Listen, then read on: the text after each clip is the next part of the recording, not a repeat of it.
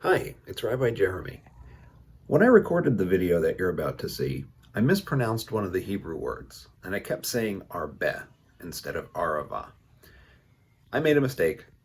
It's easier to tell you this now than to try to completely re-record the video. So here you go. Remember, Aravah, not arba. Aravah is a willow, arba are locusts, like we talk about on Passover. Thanks.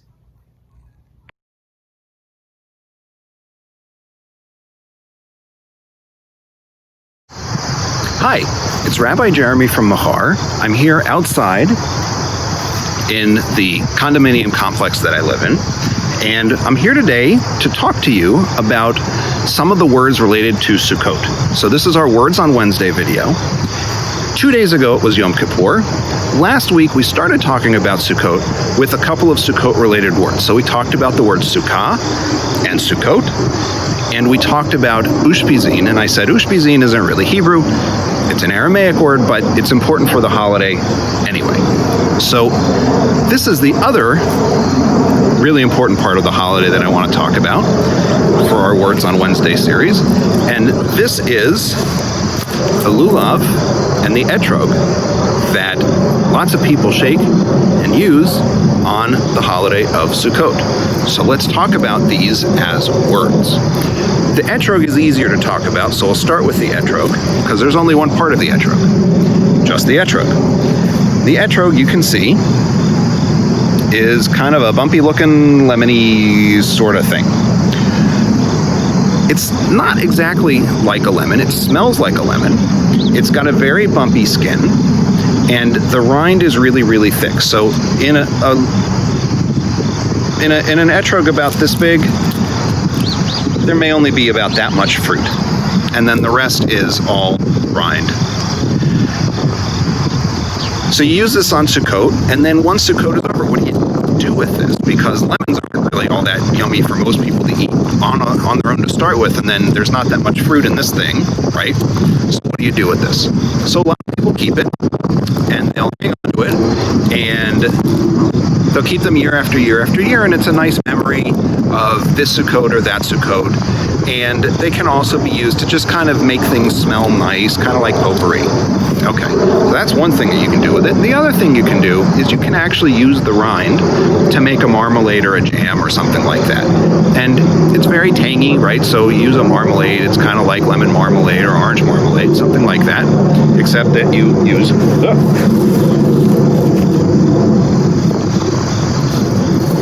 Being outdoors, sometimes there are bugs. That was a wasp. Gotta be careful. Okay, so you can use this to make a jam and not get scared by the wasps. So you can use this to make a jam. The neat thing about this is if you look, it's not exactly like a lemon, right? It's not perfectly round, but it has this weird little stem on the top. So this is the part that you pull off the tree, right? Everything has that little nubby thing. But this is a special thing called the pitam, or pitim, or some people say pitom, really pitim or pitam. And for the rabbis said if you don't have this thing on there, if it's broken off, it's not a valid etrog anymore. So you do want to be careful if you have one and you're worried about following that particular rule. You want to be careful to make sure that this doesn't get broken off, and it's a little bit fragile. So when you go buying these, you actually look to make sure you have one of these. And the other thing, let's talk about our Lulav and Etrog, our Lulav now. So our Lulav has 3 different parts, and then there's this little straw holder kind of thing. So this is the palm branch. This is the thing that's actually named Lulav. Everything else is kind of part of the package, and we call it together the Lulav. This is the Lulav. This is the branch of a date palm tree.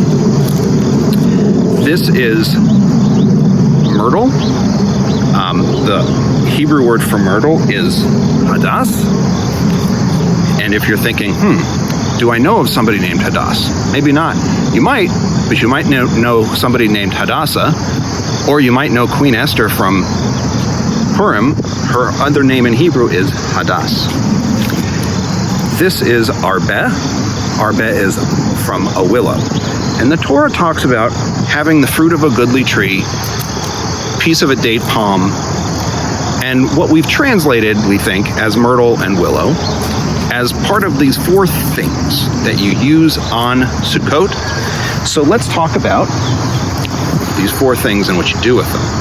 So these 4 things together are called the 4 species, arba, minim. So arba is the Hebrew word for 4. Minim is a Hebrew word, so minim means kinds. So the word min, the plural of it is minim. Minim means kinds. So minim can mean species, like animal species. Minim can mean just kinds of things, categories of things.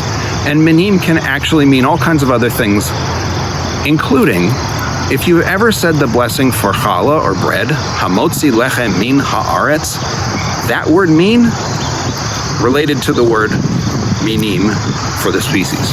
Okay, so now what do? So you take these, and there's a way that you hold them.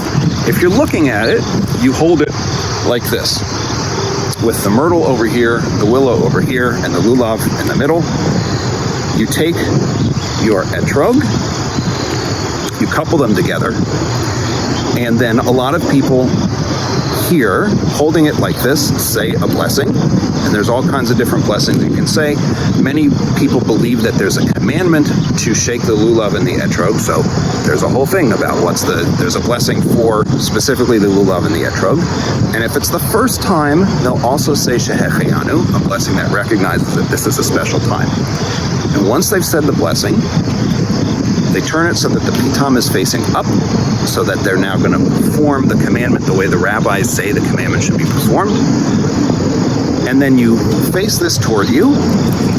You face north, and for me, north is this way right now. And you point it all up, and you can shake it in a lot of different directions. So there are 6 directions that people shake it in, and what order they put the 6 in depends on their custom. Different parts of the world have different customs for this. So we can do north, east, south, and west. North, east, south, west, and then up and down. Or some people do in all sorts of different directions, but we just did north, east, south, west, up, and down. And you're just doing the 4 compass points and then up and down. Why do you do this? So most Jews today who do this because the Torah says you're supposed to take the fruit of a goodly tree and a palm branch and all of this stuff and wave them on Sukkot. So the answer for a lot of people is the Torah says so, so you do it. Maybe that's not the best answer for humanistic Jews. The custom probably is kind of a rain dance.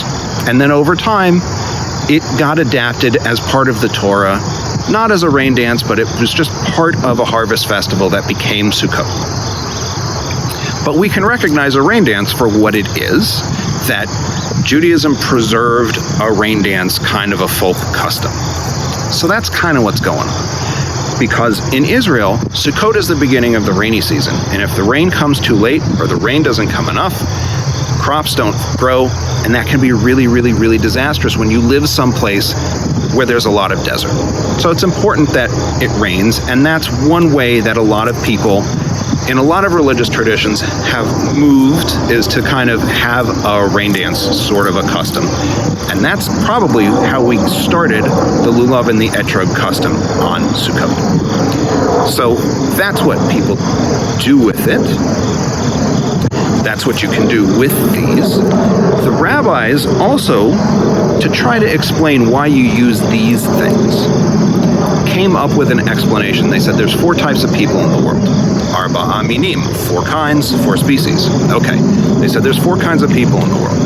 There are people who have both learning, and they mean Torah learning and good deeds. And they are like the etrog. They are symbolized by the etrog, because the etrog has a nice smell, although this one doesn't have much of a smell this year. The etrog has a nice smell, and it has a fruit inside, so it tastes like something. They said the palm tree, the lulav, symbolizes people who have a lot of Torah learning but haven't done a lot of good deeds. Right? So if this is fruit on the inside tells you that there's Torah learning, smell on the outside tells you that they've done a lot of good deeds.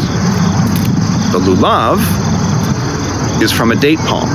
So the date doesn't smell like much on the outside and the palm branch doesn't smell like anything, but the date is sweet on the inside. So they said, well, that's somebody who's learned a lot of Torah but hasn't done any good deeds. You bite in, there's a sweet fruit, but they haven't done anything with it. There's no scent on the outside, no good deeds. The myrtle smells really good. I wish I could give you a smell of this through the screen, but I can't. The myrtle smells really good. No fruit. So they said this is somebody who has lots of good deeds but no Torah learning. The willow doesn't smell like anything, doesn't have any fruit. This is somebody who doesn't have the Torah learning and doesn't have any good deeds either. Lots of good deeds, no Torah learning. No good deeds, no Torah learning. Lots of Torah learning, no good deeds. Lots of Torah learning, lots of good deeds. Now, there is a problem with all of this, and you should know about the problem. Here's the problem with all of this. These things get shipped all over the world. The best etrogs are said to be grown in Italy. This one is probably grown in Israel. These get shipped from wherever. A lot of them come from Israel. These things went on a plane. And they went on a plane recently because these are plants. They don't last long once you take them off of the trees that they grow from. So these things were sent on a plane to, in my case, they went to a company in New Jersey. And the company in New Jersey shipped them to a synagogue. I bought them from a synagogue, so I drove to the synagogue to get them. The synagogue got them from the company in New Jersey, which shipped them. The company in New Jersey got them from Israel or wherever else. Sukkot is a holiday that's about nature, and we're shipping these things all over the world. And this is not the best thing you could possibly do, is it? Right?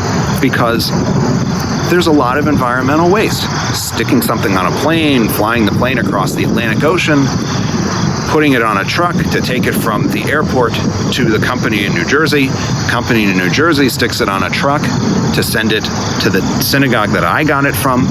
Maybe that truck unloads onto a plane. Maybe that truck unloads onto another truck. So there's 2 trucks or more to get that thing to the synagogue, and then I drove to the synagogue. And even though I have a nice, small, fuel-efficient car, I still drove to the synagogue and I burned gasoline and I created environmental waste. All of this stuff is super wasteful. It's a problem. And the truth is, the Torah doesn't say etrog. It doesn't really say, oh, it's definitely got to be exactly these things, except it does say lulav, palm branch, but you can get palm trees in the United States. They get put together in New Jersey in all these little plastic bags. Here, I'll show you.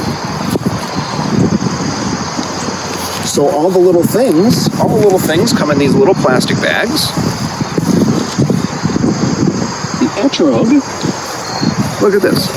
The etrog comes in a cardboard box with a bunch of styrofoam packaging, right? So actually, this is not the best thing to do environmentally for a holiday that's all about the outdoors and environment. So next year, I probably won't have a real Lulav and Etrog. Next year, I'll probably make something so that I can show you that next year. So what can we do instead? You probably don't have a Lulav and an Etrog at home, and that's okay. You can make your own. You don't have to have an Etrog. The Torah says fruit of a goodly tree. The rabbis decided it was an Etrog. So what can you get instead? Go to the grocery store, get yourself an apple, get yourself an orange, get yourself something that grows near where you live. And you have a locally sourced fruit. Not an etrog exactly, but you can use it just like an etrog. What about these? Maybe you want to buy a palm branch, maybe you don't. You don't have to. Find stuff out here. We're outside. Look at this. So we've got all kinds of plants with flowers Find a plant with a flower. Flowers smell nice. There's your replacement for the myrtle.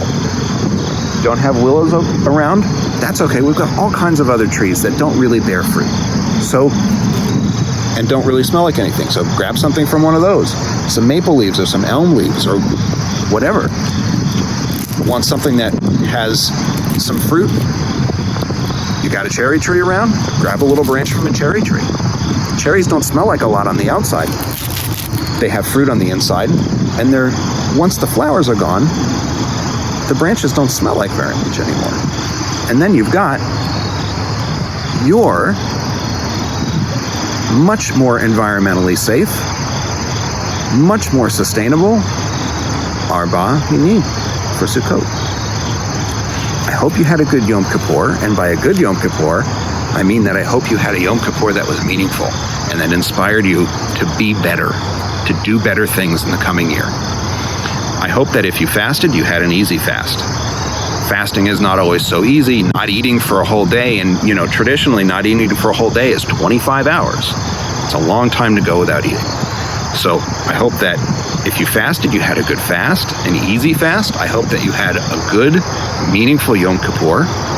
If you're one of our JCS students, I hope that I'll see you at JCS sometime soon. I hope that I was able to see you at our Yom Kippur services too, but I know not everybody's able to come, and everybody's super tired of online school. So I get it. No big deal if you didn't make it. It's okay. I hope that you did have a good Yom Kippur, and I hope I'll see you again soon. Bye.